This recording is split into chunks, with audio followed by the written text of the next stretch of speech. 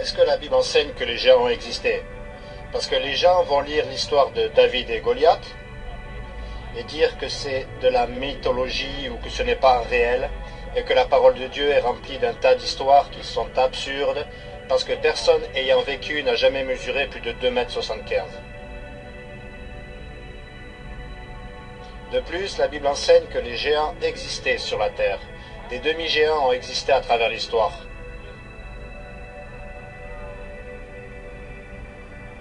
Les géants sont mentionnés tout au long de la Bible. Les géants sont mentionnés tout au long de la parole de Dieu.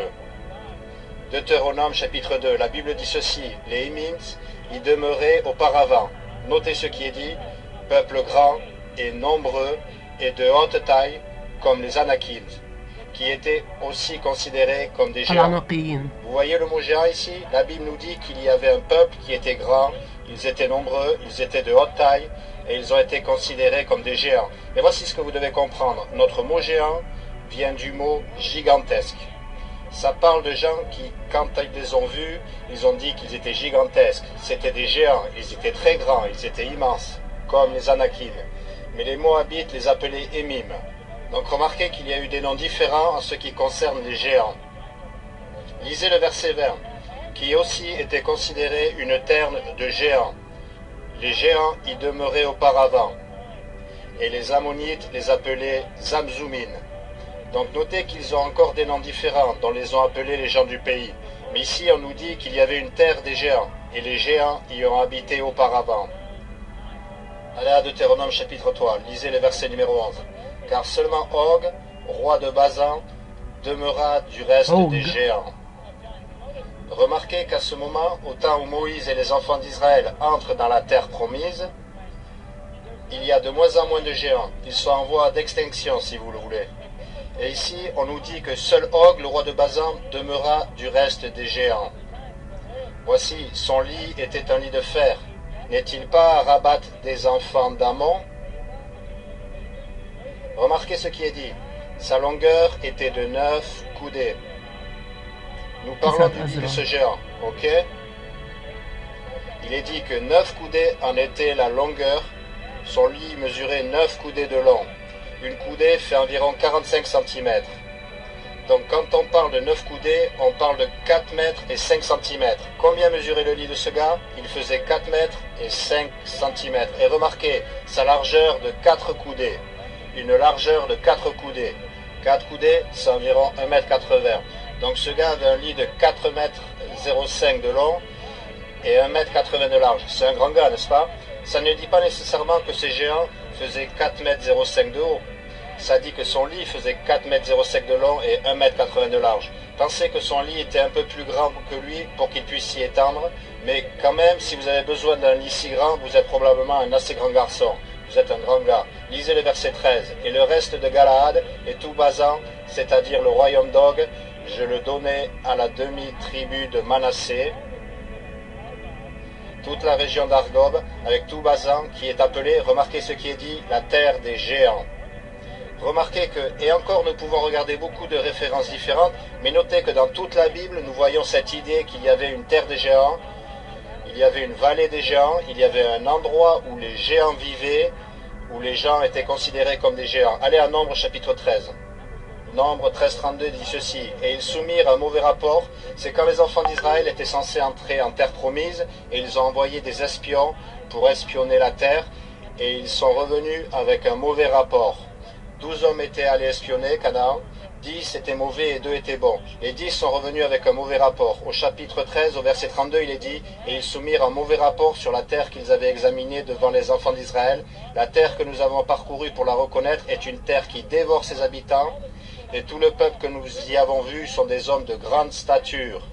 Ils disent qu'ils ont vu des gens qui sont très grands, ce sont des hommes de grande stature. Verset 33, et nous y avons vu les géants, les fils d'Anak, qui sont descendants des géants, et nous étions à nos yeux comme des sauterelles, et nous l'étions aussi à leurs yeux. Et bien sûr, ils disent que quand nous avons regardé ces hommes gigantesques, nous nous sentions comme des sauterelles à leur vue. Nous nous sommes sentis comme de très petits individus à la vue de ces gens. Voici ce que vous devez comprendre, et c'est juste un petit exemple. Nous pourrions examiner d'autres passages, mais la Bible enseigne définitivement qu'il y avait des géants qui marchaient sur cette terre. Les Néphilim, qui ont corrompu la terre entière. Ici, personne ne doit rejeter que des anges ont pris pour femmes les filles des hommes. Ça nous a longtemps été caché, mais de nos jours, mis à la lumière du jour.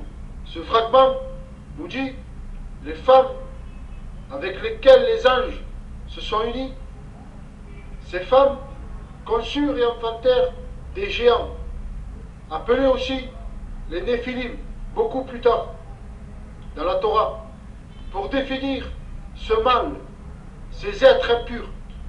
Le mot Néphilim pourrait signifier ceux qui sont tombés, qui fait allusion à leur origine, leur père, les anges déchus, qui ont abandonné leur habitation, leur condition d'origine. Ces anges déchus, dont l'apôtre Jude nous en donne connaissance, de ceux qui sont tombés, qui sont les anges déchus, les pères des Néphilim, ceux qui font tomber dans le sens de ceux qui corrompent les âmes des hommes. Une description exacte des démons. Nous avons lu que le géant dévorait tout ce que le travail des hommes pouvait produire. Il devint impossible de les nourrir. Alors ils se tournèrent contre les hommes eux-mêmes afin de les dévorer. Et ils commencèrent à se jeter sur les oiseaux, les bêtes, les reptiles, les poissons, pour se rassasier de leur chair et se désaltérer de leur sang. Des créatures sanguinaires.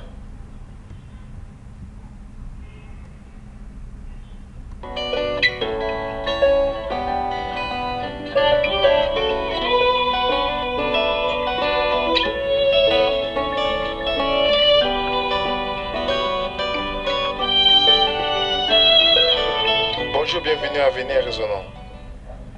Qui étaient les géants dont parle la Bible? Ça, c'est la question que nous avons reçue dans nos internautes.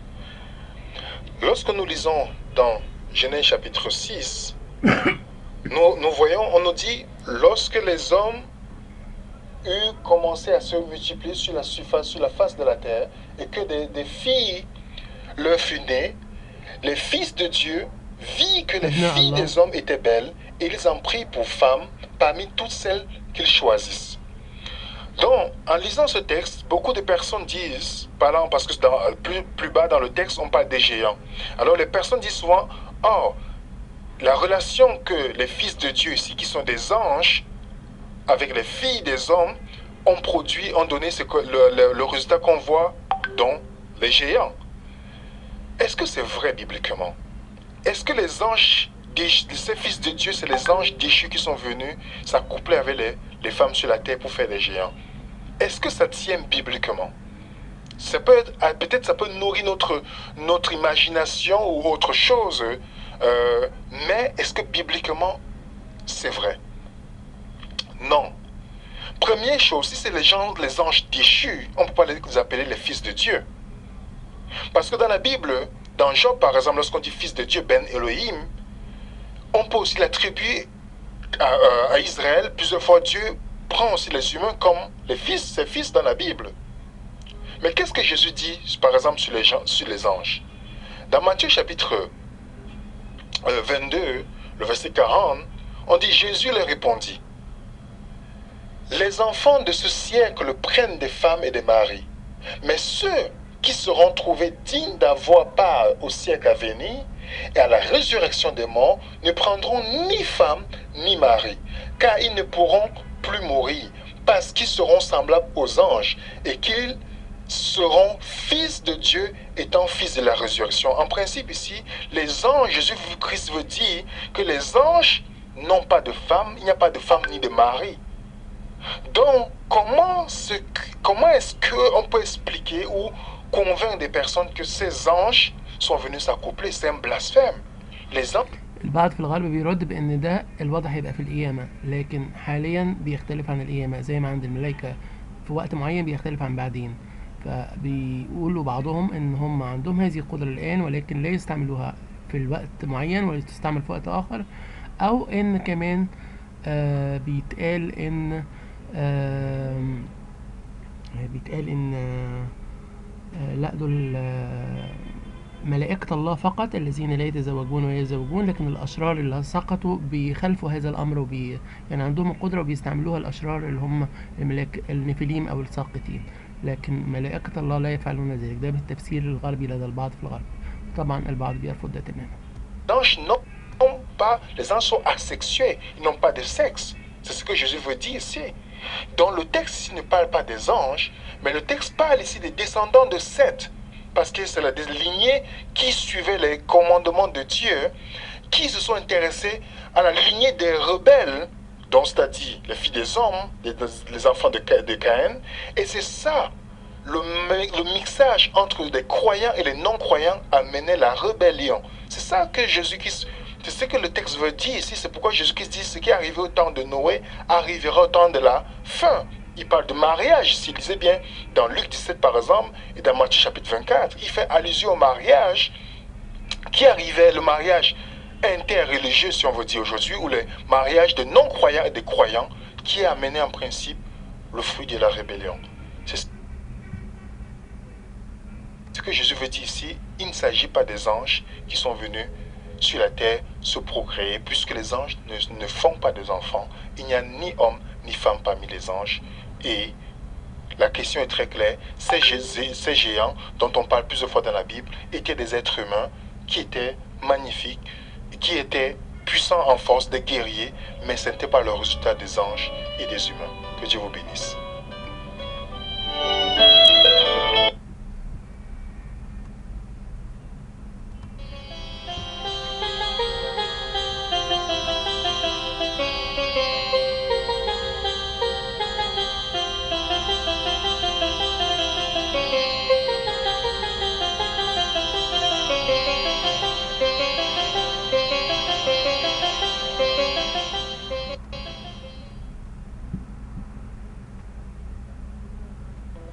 Qu'il y avait des hommes de grande taille que nous regarderons en disant qu'ils sont gigantesques, qui ont marché sur cette terre. Mais ce qui est intéressant, parce que les gens vont se moquer de la parole de Dieu et dire « ça n'existe pas les géants ». Mais dans l'histoire récente, car rappelez-vous que Goliath faisait à peine plus de 2,75 m de haut. Il faisait 2,75 m et un empan, c'est ce qui est dit. Il faisait plus de 2,75 m de haut. Dans l'histoire moderne, il y a eu des gens qui faisaient près de 2,75 m de haut, qui ont vécu dans l'histoire moderne documentée. Laissez-moi vous donner plusieurs exemples. Un gars du nom de Robert Wadlow faisait 2,72 m de haut. J'ai trouvé un article sur lui. Voici ce qui est dit. Robert Wadlow, le géant de l'Illinois, a atteint la hauteur de 2,72 m. Wadlow est la plus grande personne confirmée à avoir vécu dans l'histoire moderne. يعني العصر الحديث، التاريخ الحديث بيقول ان في ناس عمالقه يعني او موجود في التاريخ. Il y a aussi un autre homme du nom de John F. Carroll qui faisait 2,63 m et il est né en 1932 à Buffalo, à New York. Et il était surnommé le géant de Buffalo par les journaux médicaux. Il était atteint d'acromégalie qui lui a fait atteindre cette taille. Il y avait un gars nommé John Rogan. Il faisait 2,69 m et il était le deuxième plus grand humain de l'histoire connue et le plus grand d'ascendance africaine, et il n'a pas été mesuré officiellement avant sa mort. Le fait que j'essaye d'établir est que même dans notre histoire connue, nous avons des photos modernes que je n'ai pas été déterré. Ce sont des personnes légitimes qui ont réellement vécu. Même dans notre histoire moderne, nous avons eu des gens qui ont mesuré 2,72 m. Quand vous regardez un homme qui fait 2,72 m de haut, vous regardez concrètement Goliath, vous savez? Parce que Goliath faisait 2,75 m, un peu plus de 2,75 m de haut. Mais ce que je dis, c'est que ce n'est pas absurde que des gens grandissent jusqu'à ces tailles en vivant longtemps. Nous ne parlons pas de gens de 150 mètres de haut. Nous parlons de 2,75 m de haut, 3 mètres de haut. Et partout dans le monde, on a découvert des villages et des grands sites où l'on a trouvé des squelettes de personnes qui font 2,75 m de haut, 3 mètres de haut, 3,30 m de haut, 3,60 m de haut, 4 mètres de haut. C'est très bien documenté, ça a été trouvé tout autour du monde. Et écoutez, pourquoi serions-nous surpris quand la Bible nous dit qu'il y avait des gens qui marchaient sur cette terre et qui étaient gigantesques, qui avaient des lits qui faisaient 4,05 m de long et 1,80 m de large. Vous vous demandez peut-être pourquoi nous n'en entendons pas parler. Parce que c'est très bien documenté, c'est documenté par des sources fiables. Pourquoi n'entendons-nous pas parler de cette onde géante trouvée partout autour du monde? Et vous...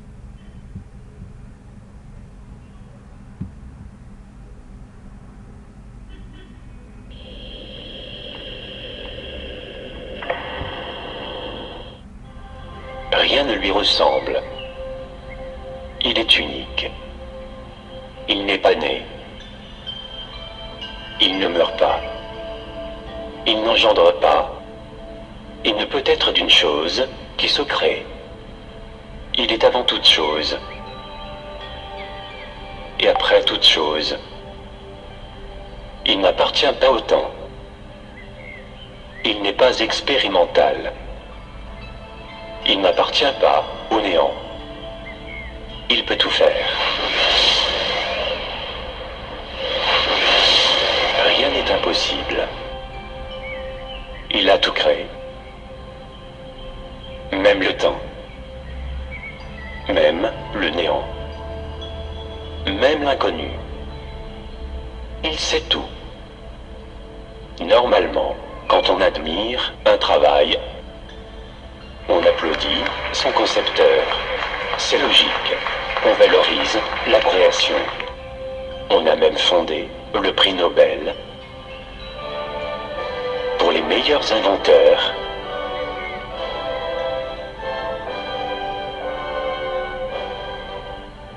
Et les immortaliser. خلدناهم يعني. Mais quand on admire la diversité, la nature, le cosmos, la végétation, les animaux, qui on va glorifier. Normalement, dans de tels cas, on applaudit le concepteur. Dieu n'a pas abandonné les humains après la création. Chacun aura son compte suivant les notes des tests. Il ne joue pas. Il est omniprésent avec nous chaque seconde. Il nous contrôle. Il nous dirige. Il nous teste. Il nous surveille. Il nous guide. Il nous protège. يحمينا. Il sait tout ce que nous faisons. Il est dans la vie de chacun. Il existe dans la plus petite particule d'un atome. Il existe au plus profond coin de l'univers. Rien n'arrive et rien ne s'arrête sans son accord.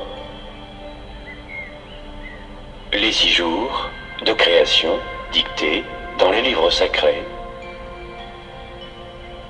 peuvent être vus par les mesures du terminus de l'univers où le temps se ralentit plus qu'ici. C'est ce qu'on appelle la dilatation du temps. Supposons maintenant que l'on veuille avancer de 5 siècles. Pour avancer de 500 ans dans le futur, on doit se déplacer à une vitesse égale à 99,99% de celle de la lumière pendant 7 ans. Quand on revient, on n'a vieilli que de 7 ans, alors que tout ce qui est sur la Terre a pris 500 ans. Nous ne sommes pas obligés d'utiliser des signes, des caractères et des chiffres pour formuler des équations et comprendre que Dieu existe ou non. Dieu a permis à chacun de nous de reconnaître son existence grâce à un moyen que tout le monde en possède. C'est le raisonnement. Dieu a créé une autre forme de vie, les anges. Leur rôle n'est pas impératif. Leur rôle n'est pas comme assistant de Dieu ou compléter des tâches pour aider Dieu. Les anges sont de simples serviteurs qui glorifient leur Créateur. Dieu n'a besoin de personne. Il est capable de tout faire.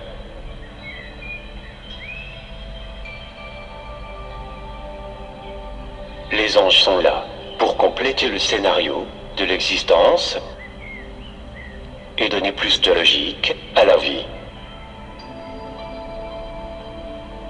L'humain sera prédisposé à faire attention en sachant que des anges sont près de lui et qui notent ses travaux pour transmettre le rapport de ses actes pour le jour de jugement. Les anges. Vous pouvez faire des recherches sur ce sujet, mais voici la principale raison pour laquelle la science a choisi d'ignorer cette vérité des géants vivant sur cette terre. C'est parce que la science n'est pas vraiment la science, c'est de la science faussement ainsi nommée dans notre pays de nos jours. Et ils ont un agenda qu'ils essaient de pousser et s'appeler l'évolution. Et voici le problème avec des géants existants il y a des milliers d'années. Ça crée une brèche dans leur conte de fées de l'évolution. Vous vous demandez pourquoi? Parce que l'évolution enseigne que nous avons commencé en étant des petites créatures et nous devenons plus grands et plus grands et plus forts et plus forts. Et un jour on va être comme les X-Men, on va voler et faire toutes sortes de choses, nous allons devenir Dieu, nous allons devenir ceci, et c'est ce que l'évolution enseigne. En fait, si vous faites des recherches, ils nous disent que les êtres humains, et ceci est bien sûr un mensonge, ce n'est pas de la science, mais ils nous disent que les êtres humains sont tous venus d'un parent singe qui mesurait en moyenne 1 mètre et 5 cm.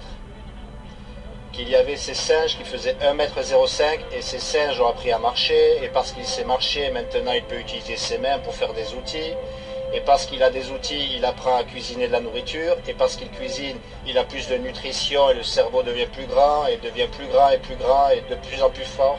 Et voilà. Et voici le problème avec ça. Quand vous trouvez des centaines de personnes qui faisaient 4 mètres de haut et qui erraient sur cette terre, ça met le bazar là-dedans. Et voici pourquoi la parole de Dieu va toujours, et écoutez, vous ne découvrirez jamais rien sur cette terre qui va contredire la parole de Dieu, mais vous découvrirez toutes sortes de choses qui vont contredire la philosophie du monde, la fausse science du monde, les représentations du monde. Donc il est intéressant que la Bible nous dise que les géants étaient sur cette terre. On a trouvé des squelettes de géants partout autour du monde. Nous avons entendu dire même de nos jours qu'il y a des hommes vivants qui font plus de 2,40 m de haut. Et il y a des gens dans l'histoire moderne qui faisaient 2,75 m de haut, juste comme Goliath. Un peu moins de 2,75 m. Goliath mesurait un peu plus de 2,75 m. L'essentiel est que la Bible est claire. Vous pouvez faire confiance à la parole de Dieu. La parole de Dieu est vraie, mais il y a un sujet. Si vous pouvez attendre une minute, nous allons revenir à l'histoire de David et Goliath.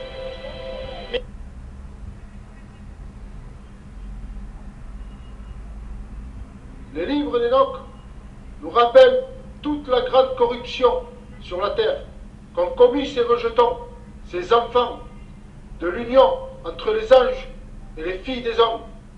Une race impie, violente, des démons en chair et en os. Ils sont la cause du déluge.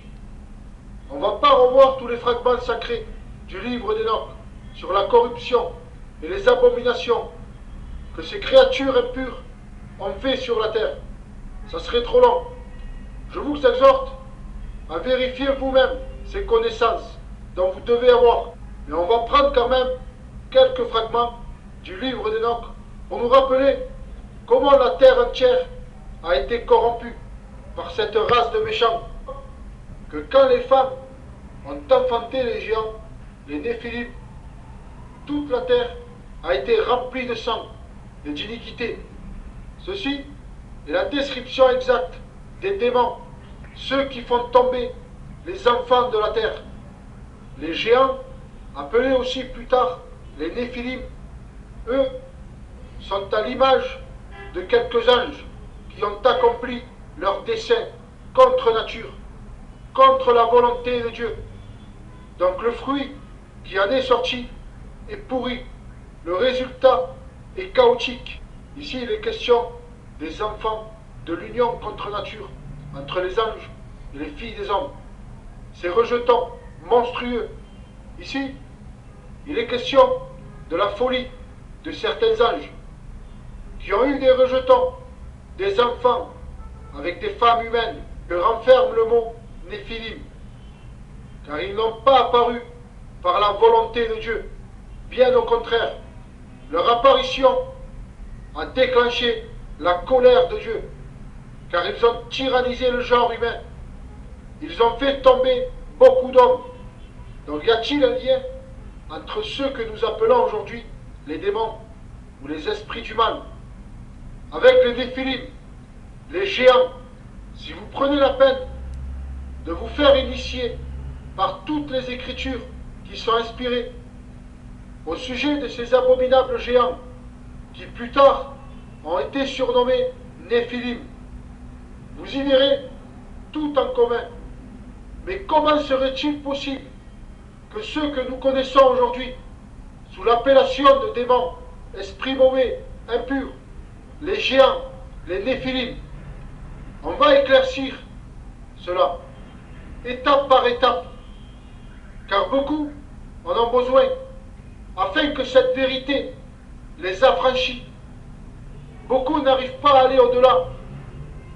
Leur réception est limitée par la chair et sa dimension, et par le programme des religions. اذا فهو بيتبنى فكره، او يعني هو بيرجع لفكره ان الملائكه الساقطه دي اللي هي نفيليم اتجوزت بالبنات الارضيات، بنات العالم، وانجبوا العمالقه بحسب الفكر اللي هو بيتكلم عنه. Mais il y a un sujet dont je veux parler concernant les géants, parce que nous avons le dispensationalisme de nos jours qui enseigne que les géants étaient le résultat des anges déchus s'accouplant avec des femmes humaines. Ok, maintenant c'est une fausse doctrine, c'est un faux enseignement. Nous rejetons le dispensationalisme à l'église baptiste Verity. C'est juste un tas de mensonges, mais il le tire de Genèse chapitre 6. Et je n'ai pas le temps de développer le sujet, je voudrais prêcher un sermon entier là-dessus, mais je veux vous montrer ceci à partir de la parole de Dieu, juste pour vous montrer quelque chose. Parce que je veux que vous croyiez aux géants, mais je ne veux pas que vous croyiez à ce conte de fées du dispensationalisme. Donc le dispensationalisme enseigne que les anges déchus qui sont descendus avec Satan ont simplement épousé des femmes sur la terre et leur progéniture est ce qui est devenu connu comme les géants. Et il tire ça de Genèse chapitre 6. Disons ce qui est dit. Verset 1. Et il arriva, lorsque les hommes commencèrent à se multiplier sur la surface de la terre, c'est au début de l'histoire de l'humanité et du monde étant peuplé, et que des filles leur furent nées, tout ça parle des êtres humains. Verset 2. Notez ce qui est dit, que les fils de Dieu virent أبناء الله les filles يقصد des بهم hommes. الملائكة هنا. Voici où nous avons notre premier problème avec nos amis dispensationalistes. Parce que les dispensationalistes verront ce terme fils de Dieu et ils diront que ce sont des anges.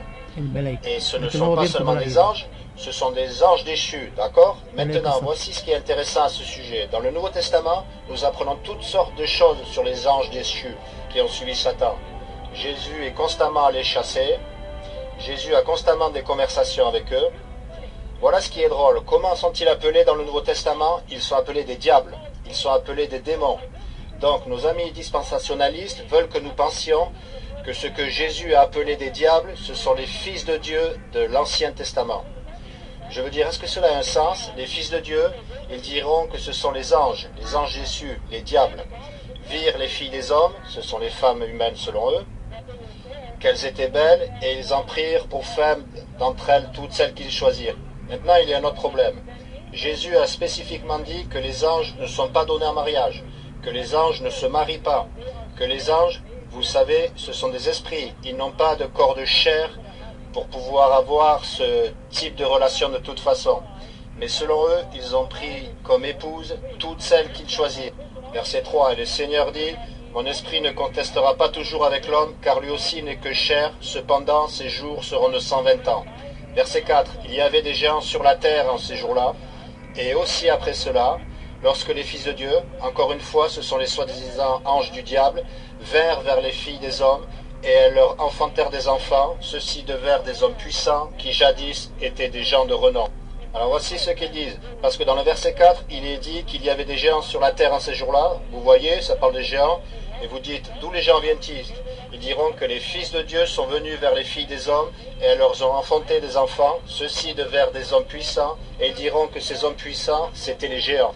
qui jadis étaient des gens de renom. Maintenant, il y a quelques problèmes avec ça. Partout dans la Bible, le terme homme puissant est utilisé. Vous savez ce que cela signifie dans la Bible? Qu'est-ce que homme puissant signifie? Cela signifie juste un guerrier ou un soldat, quelqu'un qui se bat pour gagner sa vie, quelqu'un dont la carrière est de combattre des batailles.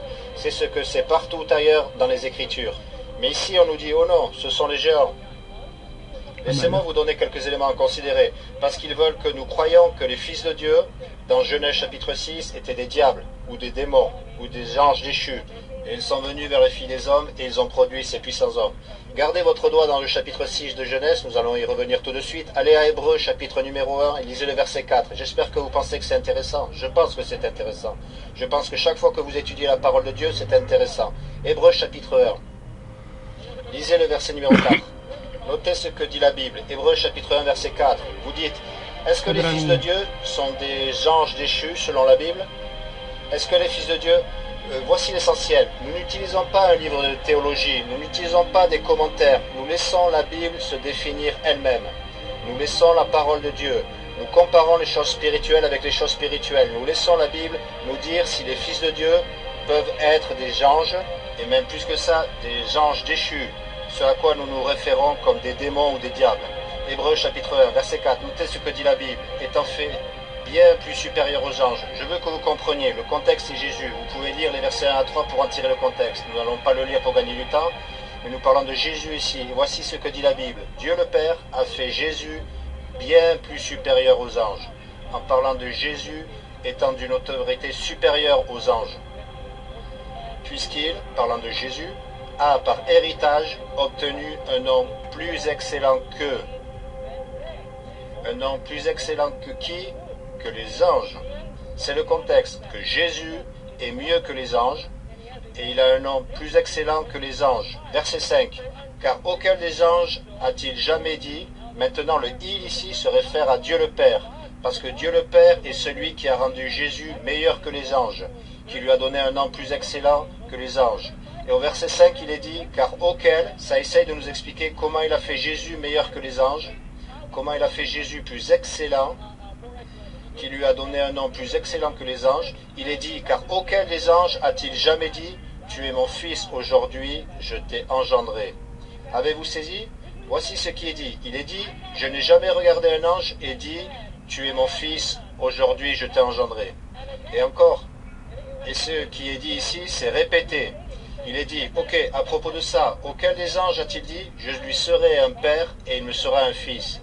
Et si vous étudiez le contexte, c'est qu'il est dit que je n'ai jamais dit à un ange qu'il est mon fils. Je n'ai jamais dit à un ange que je suis son père et qu'il sera mon fils, mais je l'ai dit à Jésus qu'il est mon fils, et c'est pourquoi il a un nom plus excellent, et c'est pourquoi il est meilleur que les anges.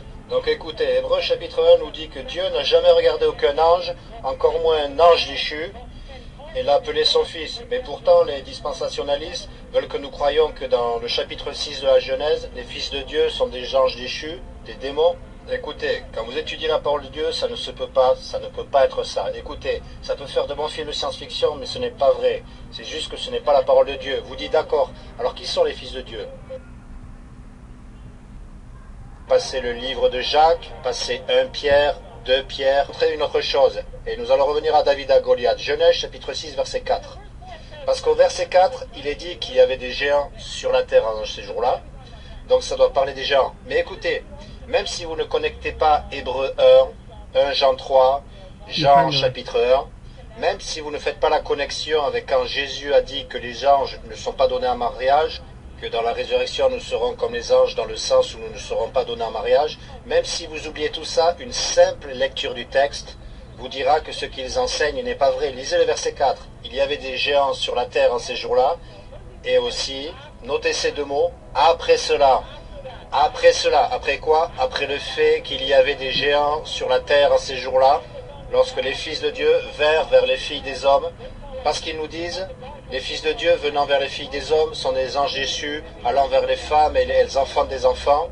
Ceux-ci de vers des hommes puissants qui étaient jadis des gens de renom, ils vont dire que ce sont les géants. Il y a un problème avec ça. La Bible nous dit qu'il y avait des géants sur la terre en ces jours-là, et les fils de Dieu allant vers les filles des hommes n'est arrivé seulement qu'après ça. Alors comment est-ce que ces fils de Dieu, qui seraient des diables, aurait produit les géants alors que la Bible nous dit qu'il y avait déjà des géants sur la terre en ces jours-là. Ils étaient déjà là. Donc une simple lecture du texte, juste regardez quand il est dit « et aussi après cela », cette chose est arrivée entre les fils de Dieu et les filles des hommes. Et vous pourriez poser une question, pourquoi même mentionner les géants? Pourquoi mentionner cela?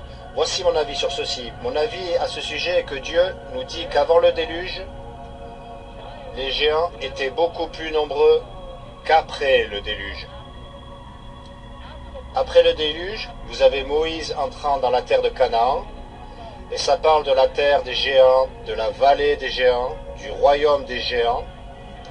Et jusqu'au moment où vous arrivez à David et Goliath, il y a 5 géants restants qui sont identifiés. Je pense que la Bible nous dit qu'avant le déluge, les géants étaient plus nombreux, qu'il y avait beaucoup plus de géants sur la terre en ces jours-là.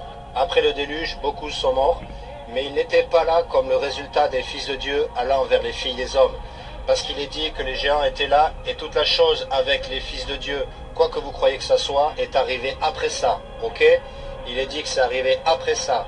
Donc vous ne pouvez pas me dire que les géants en étaient le résultat si cela est arrivé après les faits. De toute façon, vous dites pourquoi voulez-vous examiner ceci? Voilà pourquoi j'examine ceci.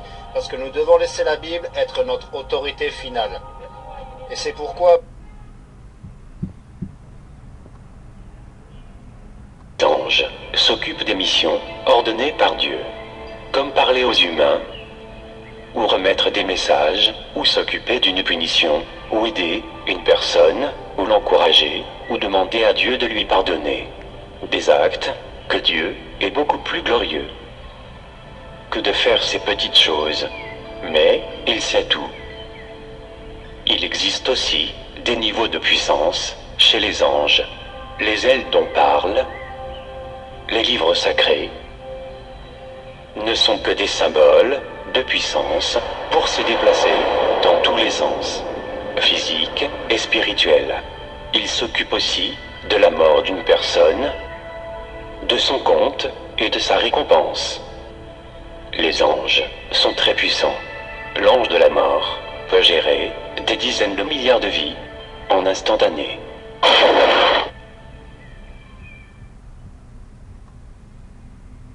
Philippe,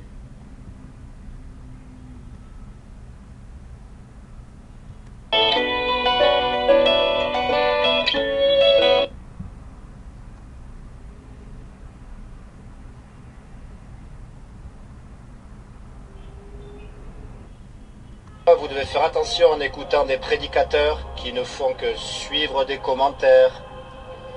C'est intéressant, ça fait de bonnes lectures, je comprends ça, mais ce n'est pas réel, ce n'est pas la parole de Dieu, ce n'est pas vrai.